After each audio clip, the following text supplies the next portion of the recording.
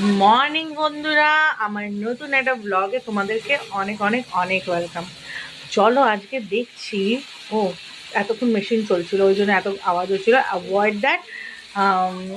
আজকে আমার শাশুড়ি বড্ড তোড়জোড় করছে আবার।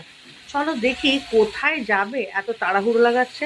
দেখো আমি এখানে আলুর তরকারি বসিয়ে দিচ্ছি, এখানে ডাল সিদ্ধ বসিয়েছি, আর এখানে লতি সিদ্ধ করে ছাঁকতে দিয়ে দিয়েছি, মানে জলটা ঝরে যাবে আর কি। কিন্তু শাশুমা কোথায় যাচ্ছে এটা তদন্ত করতেই হবে। চলো তদন্ত করি কোথায় যাচ্ছে। ও বাবা, কোথায় দেরি হচ্ছে? কোথায় যাবে তুমি? আবার কোথায় যাবে? এই তো বোনের বাড়ি যাবো, দিদির বাড়ি যাবো। সবাই কেন? আমার বোন এসে, ছোট বোন যাবো না আমি। ওরে বাবা, এই তো দুদিন আগে ঘুরে আসলে, জামাই ষষ্ঠীতে গেলে, আবার গেলে সেদিন কলপ লাগাচ্ছিলে, আবার আজকে যাবো না, আমার বোন এসছে, বোন ডাকছে খেতে। এত ঘন ঘন যদি চলে যাও, ঘরের কাজগুলো কে করবে?